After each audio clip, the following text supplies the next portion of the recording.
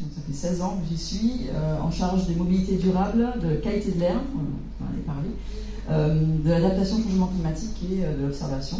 Donc je vais vous expliquer un petit peu qui on est déjà avant tout commencer. Si vous avez des questions, n'hésitez pas à les poser au fil du temps. Donc on va voir qui est l'ADEME, nos missions, notre accompagnement, le constat et les 2 piliers de la politique climatique, et puis l'accompagnement justement des entreprises sur la démarche d'adaptation au changement climatique. Alors qui est l'ADEME? Donc nous sommes une agence publique sous tutelle du ministère de la Transition écologique. Le nom change très régulièrement, donc transition écologique, maintenant c'est biodiversité, forêt, de la mer et de la pêche, et du ministère de l'enseignement supérieur et de la recherche. Il y a à peu près 1200 collaborateurs. On est 13 en Martinique, à Place d'Armes, dans ce bâtiment noir et blanc que vous voyez ici, près de la CGSS et du Crédit Agricole. Et nous avons 29 implantations régionales dans toute la France et dans les Drômes. Et puis 3 services centraux à Angers, à Paris et à Valbonne, à Sophia Antipolis, aussi avec des ingénieurs plutôt sur le développement et la recherche, et qui travaillent justement sur la méthodologie et les outils à mettre à disposition des entreprises, entre autres. Et nous travaillons sur de nombreux domaines, que ce soit donc les énergies renouvelables, la maîtrise de l'énergie, les transports, la mobilité, la qualité de l'air, les trajectoires bas carbone, l'adaptation au changement climatique qui va nous intéresser aujourd'hui, l'économie circulaire. J'ai une collègue en bas sur un stand au niveau de l'économie circulaire, et nous travaillons aussi sur la préservation des sols, la dépollution des sols donc, et l'alimentation durable avec 3 points de suspension, puisque nous avons aussi bien d'autres missions, mais j'ai ici listé les principales. Alors nous aidons et accompagnons les entreprises, les collectivités, les associations, le grand public, mais de manière indirecte. Donc, il y a des chargés de mission qui sont en collectivité ou dans des organismes comme la CCI par exemple, et qui vont donc soit sensibiliser les entreprises et aussi le grand public via par exemple la CACEM, Cap Nord et l'Espace Sud. Donc il y a un site internet aussi pour pouvoir nous joindre. Et nous avons 6 typologies de services. Donc on met à disposition de la méthodologie, des outils. Là je vous ai mis un lien, à chaque fois ce sont des liens hypertextes, vous pourrez avoir le diaporama et pouvoir cliquer directement sur les liens que je mets ici. Donc mission transition écologique.beta.gouv.fr, donc c'est vraiment un outil qui a été développé pour pouvoir donner aux entreprises, avec un numéro de SIRET qu'elle indique, tous les conseils sur les déchets, la mobilité, la biodiversité, enfin sur tous les domaines dont j'ai parlé. Et vous pouvez, grâce à votre SIRET, avoir des conseils personnalisés. Nous avons aussi des formations avec académie.adem.fr qui permet d'avoir du e-learning. Ça va de 3 heures à 6 heures de formation, voire à quelques jours de formation. Donc c'est assez large. Bien sûr, nous aidons aussi financièrement pour les études, pour l'aide à la décision des entreprises et pour les investissements dans les domaines dont j'ai parlé tout à l'heure. Et sur le site agir.transition.adem.fr, vous aurez justement toutes les aides de l'ADEME, spécifiquement de l'ADEME. Comme je vous le disais, donc, on peut donner des conseils à la transition via les financements et l'actions de partenaires, donc CCI, Chambre des métiers d'artisanat, par exemple, on peut avoir des chargés de mission dans ces organismes-là. Et puis, on organise des événements, des animations de communautés, des réseaux, on met les personnes en réseau, que ce soit pour les collectivités ou les entreprises. Et pour terminer, donc, nous avons une librairie où vous pouvez télécharger de nombreux guides. Je vais vous en montrer un particulièrement aujourd'hui. Et justement, c'est lui qui, en 2024, a été très, très téléchargé par les entreprises. Et ça concerne le changement climatique. Donc ça montre bien que le terme du changement climatique, en tout cas la préoccupation des entreprises, elle est bien à ce niveau-là aussi. Alors, le constat et les 2 piliers de la politique climatique. Alors, le constat en Martinique, là, je vous ai mis quelques photos. Bon, c'est pas exhaustif, bien évidemment, mais là, on voit au Carbet, sur la RN2, c'est une route qui est très, très souvent malmenée par la houle cyclonique, par exemple, ou même sur des ondes tropicales qui arrivent avec des fortes houles. Donc, ça peut créer effectivement une discontinuité au niveau de la route et un problème d'approvisionnement, tout simplement des entreprises aussi qui sont dans le nord, ou des entreprises qui sont dans le centre, dépendent d'une livraison du nord, donc ça peut arriver aussi dans les 2 sens. Là, on voit l'érosion côtière avec une photo que j'avais prise sur la plage des Résignies au Carbet, donc le 27 août, ça c'était vraiment un bon mois, même 2 mois après le passage de l'ouragan Beryl aux Grenadines, qui est passé le 1er juillet 2024, et qui a généré une très très forte houle en Martinique, qui a détruit les habitations et les entreprises, des restaurants, quand on voit au Diamant, on parle de ce qui s'est passé. En 2024 aussi, on a eu des glissements de terrain, très importants, à Grand-Rivière. On a eu des inondations en rivière pilote. Et puis en 2024, c'est un fait marquant quand même, qu'il faut bien retenir, c'est que la Martinique était pour la première fois déclarée en situation de crise sécheresse. Et c'était jamais arrivé en fait. Et donc c'est arrivé en 2024. Vous avez aussi en 2025, on a eu deux, je ne sais pas si vous avez fait attention à ça, on a eu 2 vagues de chaleur consécutives au mois d'août. Il y a eu un article aussi de presse qui en a parlé. Météo France a relevé quand même 37 degrés sur la station du Lamentin, une température qu'on n'avait jamais vécue en Martinique et eue en Martinique, et ce qui correspond à 4 degrés de plus par rapport à la température moyenne mensuelle, habituelle sur cette station du Lamentin. Donc c'est un phénomène effectivement qu'il faut bien prendre en compte dans le cadre des entreprises, par rapport au confort thermique des salariés. Quand une entreprise a un entrepôt où travaille justement des salariés qui travaillent à l'extérieur, notamment aussi. Et puis là, vous voyez, à l'entrée du bourg de Pêcheurs, moi j'ai pris la photo de la petite maison effectivement qui a été détruite lors du passage de Droit-dans-Berry, enfin de la houle qu'on a eu suite au passage de Berry, non pas en Martinique, mais aux Grenadines. Et on a effectivement une problématique de déplacement, de délocalisation quelquefois, d'entreprise ou d'habitat suite à ce passage d'ouragan. En 2023, on a eu quand même plus du tiers des colonies de coraux qui sont morts aussi dans nos eaux à cause de la température de la mer. Et je pense que j'en ai déjà, voilà, j'ai décrit toutes ces photos, mais je pense que Martine vous donnera quelques infos complémentaires, ou même Cédric. Mais voilà, donc les constats sont là, on voit vraiment une augmentation des aléas climatiques en termes d'intensité, soit des fortes pluies, soit des fortes sécheresses, soit des ouragans de catégorie 4 ou 5 qui arrivent, voilà, pas plus souvent mais plus intenses. Et donc des aléas climatiques qui sont liés à la hausse continue des émissions de gaz à effet de serre. Et là, je vous ai mis un graphique qui montre justement l'évolution des émissions du CO2, particulièrement depuis 450 000 ans. On voit que le niveau n'avait jamais dépassé les 300, c'est une unité partie par million.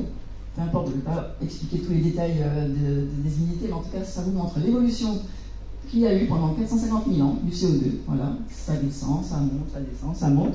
Et en 1950, subitement, le seuil, après effectivement l'ère pré-industrielle qui a commencé en 1850-1900, après tout ça, le CO2 s'est mis à augmenter, mais pas de manière exponentielle en fait. C'est carrément perpendiculaire, c'est vertical si on regarde vraiment sur un temps long. Et c'est une augmentation fulgurante en fait des émissions de CO2 qui sont liées à la combustion des énergies fossiles liées aux activités humaines. Donc là, en octobre 2025, je vous ai mis ce chiffre que vous pourrez retrouver sur le site qui est marqué en bas, là, noaa.gov, et donc vous pourrez avoir l'évolution du CO2 dans l'atmosphère. Ça montre bien voilà, on ne va pas dans le bon sens, mais c'est surtout qu'il y a une augmentation très très importante du CO2 et que la concentration du CO2 c'est la plus élevée depuis au moins 2 millions d'années. Ça c'est issu du rapport du GIEC, le groupement intergouvernemental sur l'évolution du climat. Ça vous donne un petit peu le décor. Et puis aussi pour faire face aussi aux gens qui vous disent mais oui le climat ça change, après ça en 1970 il y avait une sécheresse, il a fait très chaud, c'est pas grave. Non, là on voit vraiment l'évolution et on pourrait le montrer aussi pour la température. Il y a une courbe de Météo France qui montre vraiment une évolution de l'augmentation de température depuis des années passées et qui montre que là on va vers vraiment des élévations très importantes.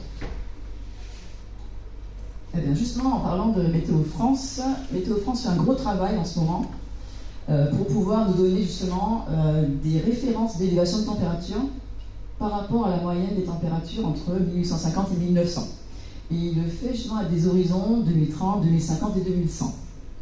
Et là, les chiffres sont tombés pour la Réunion, la Mayotte et la Guyane, et la Nouvelle-Calédonie.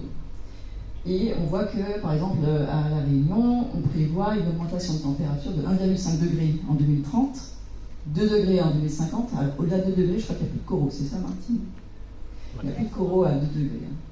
Et 2,9 degrés en 2100. Comment ça se traduit? Si on donne un exemple, à La Réunion, on prévoit 80 à 100 jours par an à plus de 31 degrés, donc c'est considéré comme des jours chauds, dans des zones très denses, en 2100, contre actuellement 10 jours seulement de jours chauds à La Réunion. Donc c'est un facteur 10. Donc grâce à ces chiffres-là, et on va les avoir pour la Martinique et la Guadeloupe en décembre, et Météo France fera aussi des présentations début janvier, en tout cas en janvier 2026, Et ça permettra vraiment d'affiner les diagnostics qu'on pourra faire, justement, que je vais vous montrer tout à l'heure, pour avoir des données encore plus fiables, plus fines que ce qu'on avait depuis 2018. Donc, on avait eu des données, mais beaucoup moins fines. Donc voilà, et cette trajectoire, que vous allez entendre parler donc, de la TRAC, trajectoire de réchauffement de référence pour l'adaptation au changement climatique, eh bien, elle est évolutive, elle ne sera pas stable, elle va dépendre effectivement des engagements des États, des différents gouvernements, et puis bien sûr de l'évolution du climat. Donc ce sera évolutif et il faudra suivre effectivement cette évolution pour pouvoir bien prévoir les effets du changement climatique dans vos entreprises. Les questions ? Les engagements, c'est quoi pour la Martinique ?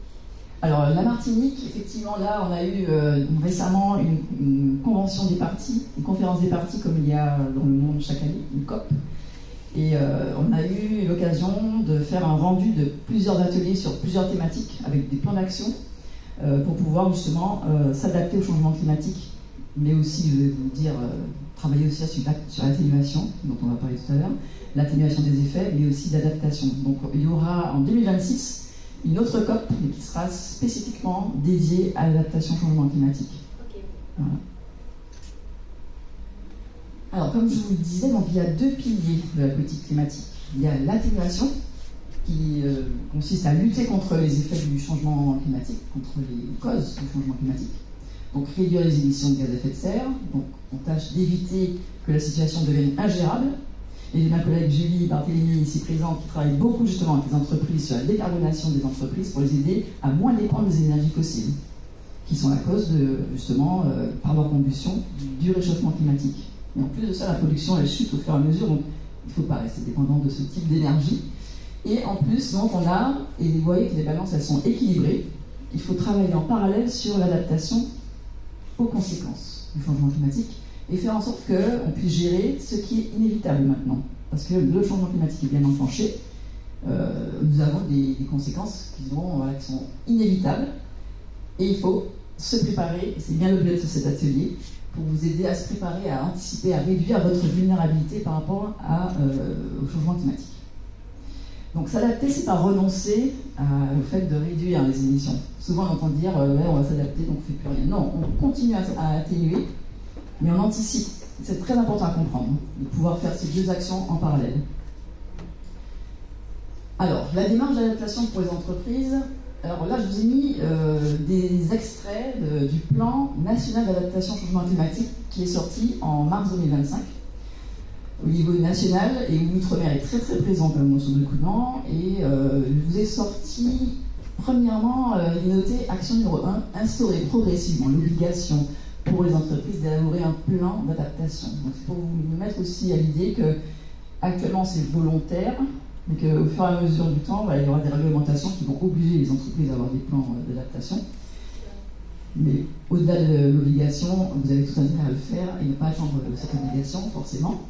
Et là, j'ai mis 3 mesures. La mesure 33, qui dit mobiliser tous les secteurs économiques, pas seulement certains secteurs, mais tous les secteurs économiques, pour pouvoir les aider à s'adapter et avoir des stratégies en entreprise. Intégrer les enjeux, bien sûr, dans les dispositifs d'aide aux entreprises. Et puis développer les outils et de l'information, de la sensibilisation.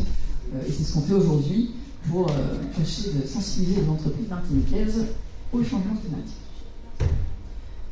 Alors en général, il y a 5 catégories de déclencheurs sur le fait que l'entreprise s'intéresse à l'adaptation. Vous avez l'expérience vécue des risques climatiques. On a un peu vu ensemble tout à l'heure, avant que la conférence ne commence, vos expériences sur les différents aléas climatiques. Eh bien, donc c'est un des déclencheurs, et c'est des déclencheurs majeurs.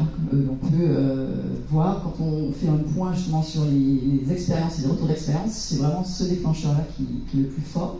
Quand une entreprise a elle-même vécu soit une destruction, je pense que c'est normal, hein, je pense que dans son entreprise, quand on est directement concerné par le sujet, on est plus à même après se dire on va s'adapter, on n'a plus le choix, là, on a eu des destructions et on ne veut plus que ça recommence, en tout cas dans cette proportion. Donc ça peut être le cyclone Dean de 2007, ça peut être le cyclone Béryl de 2024, les ondes tropicales successives qu'on a eues. Météo France rappelait que Mélissa, qui est passée à la Jamaïque, il était passé 3 jours avant chez nous en ondes tropicales. Donc on aurait très bien pu l'avoir en gros cyclone ouragan majeur de catégorie 5 chez nous. Donc ça fait réfléchir. Ensuite, il y a la demande des parties prenantes, les clients, les fournisseurs, les collectivités, le territoire peut vous demander de vous engager. Vous pouvez avoir des sujets en termes, par exemple, de consultation publique où une collectivité va vous demander un plan de continuité d'activité pour pouvoir accepter votre offre, par exemple. Ça, c'est des choses qui pourront arriver de plus en plus. On a parlé du côté réglementaire aussi. Là, il y avait aussi, alors, au niveau de l'Europe, une directive CSRD qui obligeait les entreprises à faire du reporting sur justement leur plan d'adaptation, leur durabilité. Donc là, c'est un petit peu mis en moratoire en ce moment. Mais en tout cas, il y avait d'autres projets aussi que les entreprises pouvaient faire avec le Carbon Disclosure Project, c'est-à-dire mesurer leur impact, leur empreinte, leur impact, et puis préparer un plan aussi d'adaptation en se basant sur des données très précises de cet organisme international non à but non lucratif. Bon, ça c'est un exemple. Et puis on a vu que le plan national d'adaptation au changement climatique avait introduit l'action 1 de rendre progressivement obligatoire les plans d'adaptation. Et ensuite, vous avez des entreprises qui ont plus une démarche déjà systémique d'analyse des risques, et l'adaptation, elle arrive tout naturellement dans ce processus déjà enclenché. Donc ça, c'est aussi une possibilité. Et pour finir, des entreprises qui sont en réflexion, par exemple, sur le bien-être au travail. On va parler de bien-être aussi, avec vous tout à l'heure, juste avant le début, beaucoup de bien-être, de santé au travail, même de solutions fondées sur la nature, de la biodiversité.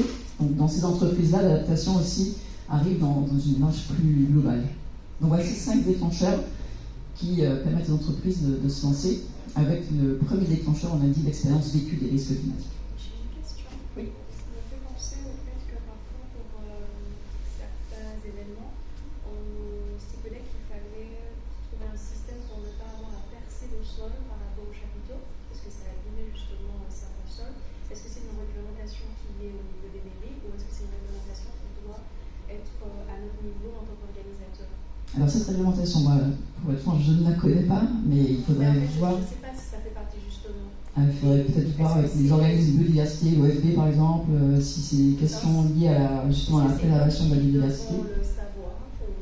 Généralement, comme on dit, les réglementations, elles doivent être effectivement connues, mais c'est pas toujours le cas, et parce que l'information n'arrive pas forcément, donc ce sera un sujet qu'on pourra regarder avec l'ADEAL ou les organismes plutôt réglementaires, parce que l'ADEAL, on n'est pas dans le réglementaire. Ouais.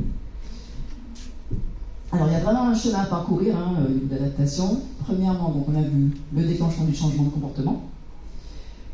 Alors bien souvent, on trouve quand même des entreprises qui font des actions, comme on dit, dans un parcours d'adaptation partielle, c'est-à-dire qu'elles prennent une action en particulier, elles évaluent, mais elles ne vont pas vraiment sur la totalité du périmètre. Donc elles font ce qu'on appelle une adaptation partielle. C'est déjà un début, c'est pas décrié, mais en tout cas, il faut l'amener au fur et à mesure à aller vers une démarche plus globale qui passe par un diagnostic de sa vulnérabilité, des risques en fonction de son périmètre, vraiment, et puis passer dans l'aspect stratégie avec des trajectoires, donc je vous en parlais un petit peu tout à l'heure, et puis aller dans une démarche d'évaluation continue et puis travailler pareil sur son diagnostic. Pourquoi? Parce que le climat évolue et que c'est pas quelque chose qu'on fait en one shot une fois et après c'est bon. Non, c'est une boucle continue.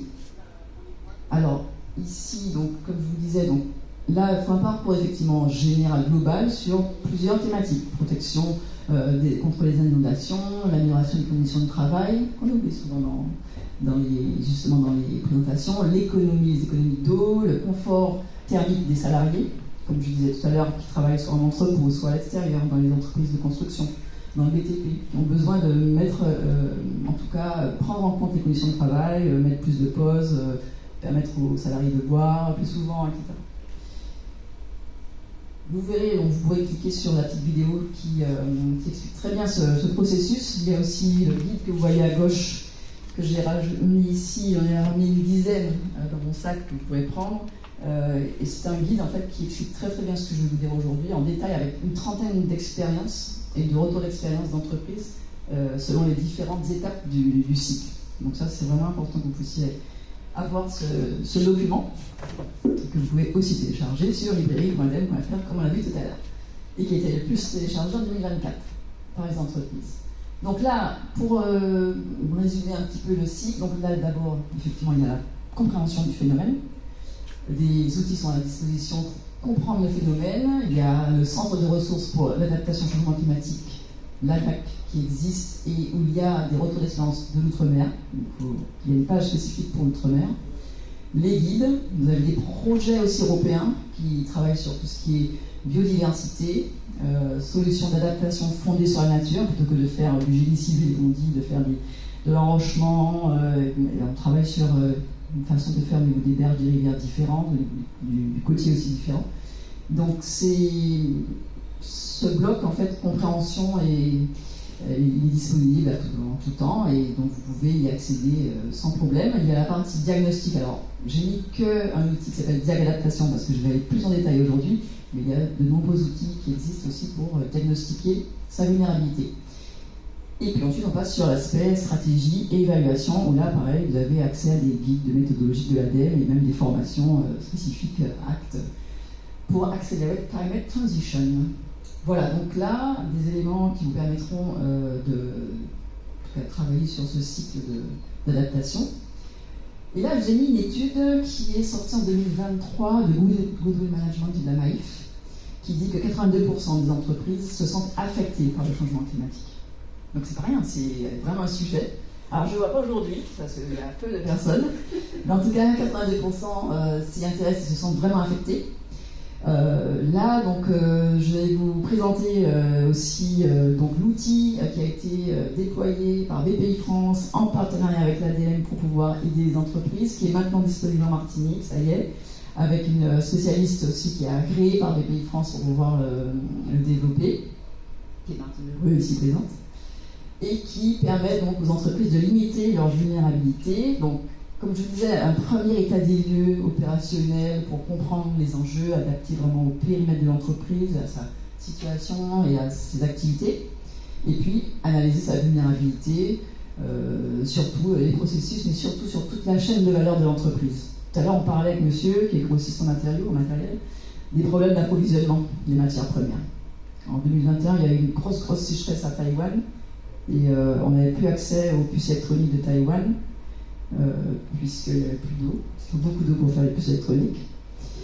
Et j'en sais quelque chose parce que je travaillais dans la microélectronique pendant 9 ans avant d'être à l'ADEME. Et nos puces, elles allaient effectivement à Taïwan, ce produit-là. Et donc vous avez été peut-être impacté par cette rupture d'approvisionnement pour votre entreprise. Il n'y avait plus d'imprimantes disponibles. Moi, les étudiants ne pouvaient plus s'acheter d'imprimantes parce qu'il n'y avait plus de pièces pour les imprimantes, par exemple. Donc, ce qui se passe dans le monde entier a un impact sur notre île et sur les activités des entreprises. Ça, c'est vraiment important à le comprendre. Et puis, bien sûr, on élabore un plan d'action priorisé, chiffré, avec le spécialiste qui peut venir nous aider, justement. Et donc, les entreprises et les sites qui sont éligibles à ce programme, ce sont les sites de moins de 500 salariés. Donc, largement, toutes les entreprises de Martinique sont largement éligibles à ce projet. Avec une aide de 3 000 € sur une prestation de 6 000 €, donc 50% de subvention sont pour ces entreprises, et avec 7 jours d'intervention d'un expert répartis sur 3 à 6 mois, et ensuite dans la durée, continuer, je pense, à les accompagner. Et l'échéance, il y a un dépôt au fil de l'eau. Ce n'est pas un appel à projet, donc c'est au fil de l'eau. Donc en 2025 maintenant, jusqu'en 2026, selon le budget disponible, les premières entreprises qui demanderont, elles auront, et puis ce sera au fil de l'eau et le budget sera utilisé comme ça. Et donc vous pourrez cliquer sur en savoir plus sur le site de BPI France pour avoir plus de détails sur ce diagnostic adaptation. Ici, je vous ai mis, pour mieux comprendre, les questions de stratégie et de trajectoire. On parle souvent de trajectoire d'adaptation pour les collectivités et pour les entreprises. Là, par exemple, vous avez une entreprise qui est face à la menace de l'élévation du niveau de la mer, par exemple. Elle a plusieurs actions qui s'offrent à elle, et puis en abscisse les différents indicateurs, T0, T1, T2, c'est par exemple les seuils d'élévation du niveau de la mer. Et en fonction de ces seuils, elle va décider de faire telle ou telle action. Actuellement, on va dire qu'elle est dans l'urgence, elle répare, elle subit l'aléa, elle répare. Bon, c'est dans l'urgence, elle n'a pas de stratégie.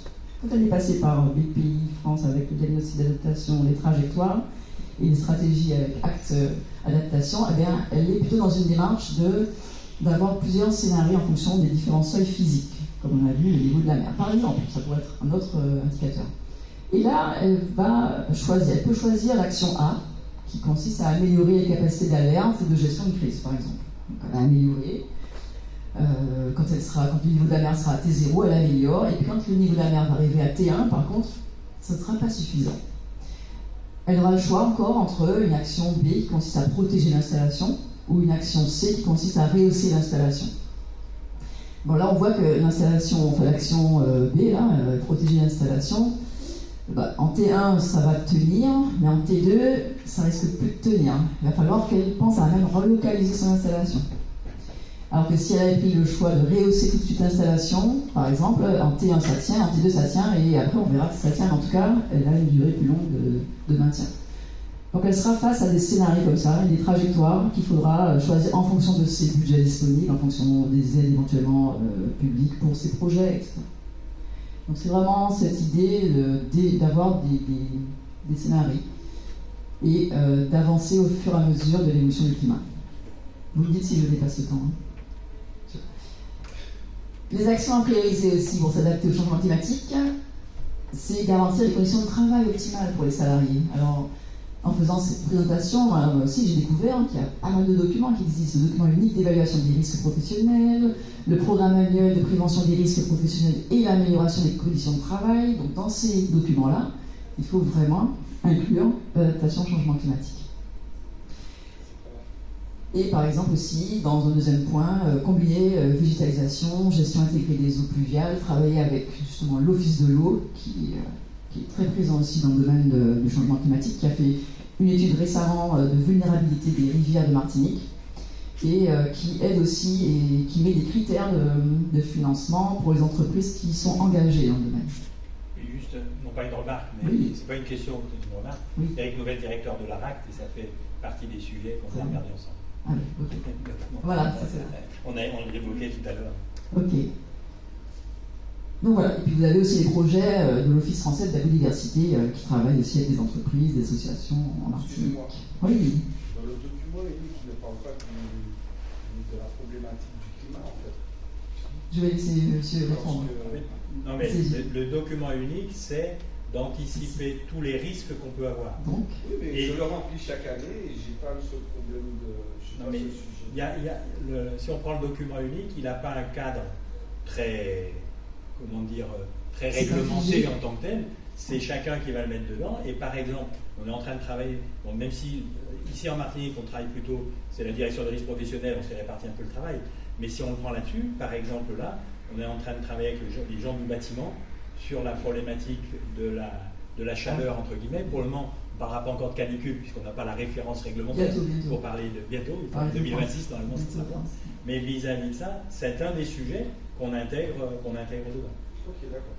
Y compris la ventilation, enfin on peut voir plein de sujets qui vont aller avec. Okay. Ça c'est les limites qu'on se met soi-même souvent. Et non pas, la réglementation ne dit pas de s'en occuper, c'est potentiellement un risque, et donc puisque c'est un risque, on doit le prévenir. Et merci pour la précision. Ensuite, alors je prends le cas, après inondation et tout, l'assurance nous oblige à ce moment-là à avoir des actions, certaines choses. Nous verrons ça juste après, puisque nous avons le comité des assureurs des Antilles qui va intervenir. Donc, on va lui poser la question justement. Et donc je vais arriver presque à la fin de mon intervention. Donc là, il est important aussi que les entreprises coopèrent avec leur territoire. Là, je vous ai mis l'exemple du Lamentin, qui a mis en place toute une action de préservation de la mangrove, notamment de la lézarde et de tout ce qui est effectivement la mangrove le long des zones d'activité du Lamentin. Et il y a eu 12 entreprises qui ont signé par exemple une convention annuelle en 2021-2022 pour mettre à disposition vraiment des salariés, donc 20 rangers qu'on voit ici sur les photos et qui participent un jour par mois afin de mener des actions concrètes de reboisement justement des mangliers à la lézarde par exemple. Donc, mais il y a d'autres initiatives locales dans toutes les communes de Martinique. Il y a moyen que les entreprises s'investissent avec le territoire et soient en lien, puisque le territoire, les collectivités ont leur plan climat justement à mettre à jour. Et c'est le cas de Cap Nord, de la CACEM. Donc il y a beaucoup de projets, beaucoup d'actions en ce moment de mise à jour des plans climat des collectivités. Donc il ne faut vraiment pas hésiter à rejoindre un peu les ateliers territoires qui auront lieu dans le cadre de ces plans climat pour pouvoir participer et se documenter aussi et s'intéresser au sujet et d'avoir des retours.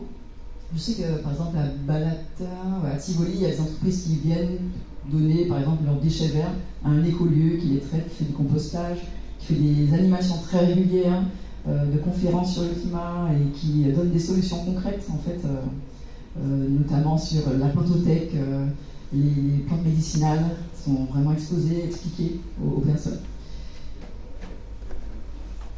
Et pour donc terminer, donc, sur la partie effectivement de suivi et d'évaluation de la stratégie d'adaptation, il y a ce qu'on appelle, comme je vous disais, acte d'adaptation qui permet de donner des notes. Il y a un audit externe qui peut être mis en œuvre pour pouvoir voir si l'entreprise est mature sur le sujet d'adaptation.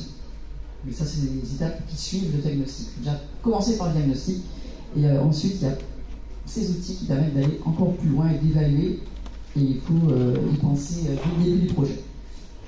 Là, vous avez le freeze qui résume aussi tous les liens en fait, sur toutes les étapes d'un parcours de transition d'une entreprise, qui va de la sensibilisation, par exemple avec des ressources. Je vous ai parlé tout à l'heure du centre de ressources pour l'adaptation au changement climatique, vous pouvez cliquer dessus. Donc là, vraiment, vous avez toutes les publications que j'ai ramenées ici, qui sont notées. Là, voilà, diagnostic des impacts. Vous avez notre guide en entreprise, comment prendre des décisions pour s'adapter. Donc tous ces documents-là sont listés ici. Et j'en ai ramené une dizaine, 28 pour ceux qui voudront partager.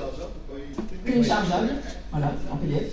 Et en version papier, là, sur une dizaine que j'ai amené aujourd'hui. Le diagnostic adaptation BPI France, vous voyez, vous disiez qu'il y avait d'autres outils, il y a Climat Diag Expert avec les CCI aussi, mais plutôt Hexagone, les réseaux de conseillers, mais plutôt en Hexagone pour l'instant. On espère que la CCI aura un jour chargé de mission climat aussi, pour pouvoir conseiller au plus près des entreprises, avec des méthodologies qui s'appellent aussi OCARA, qui sont développées par Carbone 4, qui permettent aussi de faire ce travail de diagnostic et de stratégie d'adaptation. Et puis aussi, comme je vous disais tout à l'heure, des aides au financement, des aides financières sur les études et les investissements. Voilà, donc ça résume un petit peu les outils disponibles. J'ai laissé des petites télécommandes, et je crois que là, je vous ai mis aussi d'autres ressources, justement, avec les titres et surtout le contenu des différents documents de l'ADN et guides qui sont disponibles. Et je crois que j'en ai fini, puisque je n'ai pas trop dépassé mon temps, j'espère. Et si vous avez d'autres questions, n'hésitez pas. Et je donne la parole à Cédric Vallée. Je vais cliquer sur la bonne question.